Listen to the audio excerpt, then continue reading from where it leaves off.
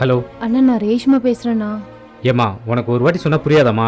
உனக்கு ஓயாம சொல்லிகிட்டே இருக்கணுமா? ஏன் சும்மா நோய் கால் பண்ணிகிட்டே இருக்க? அண்ணா ஒரே நிமிஷம் நான் அவர்கிட்ட மட்டும் பேசணும்ண்ணா. இங்கே பாருமா, அவன் தான் உன்னை பிடிக்கலன்னு சொல்லிட்டான்ல, சும்மா கால் பண்ணிட்டு இருக்காத.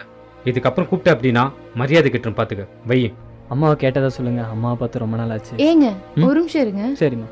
ஹாய் அண்ணா. ஹாய்ப்பா.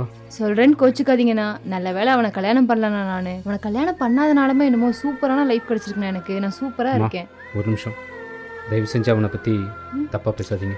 அவனுக்கு என்ன நடந்தது தெரியுமா? டேய் மச்சான், ஏன்டா சோகமாக இருக்க? என்னோட ஹார்ட் ப்ராப்ளத்துக்கு நேற்று ஹாஸ்பிட்டல் போயிருந்தேன் செக்கப் பண்ணலான்னு. சரி. டாக்டர் நான் பிழைக்கிறதே கஷ்டம்னு சொல்லிட்டாரா. இதை நான் எப்படி அவகிட்ட சொல்ல போறேன்னு எனக்கு தெரியலடா. நீ தான் நான் வெறுக்கிறதா அவகிட்ட சொல்லணும்.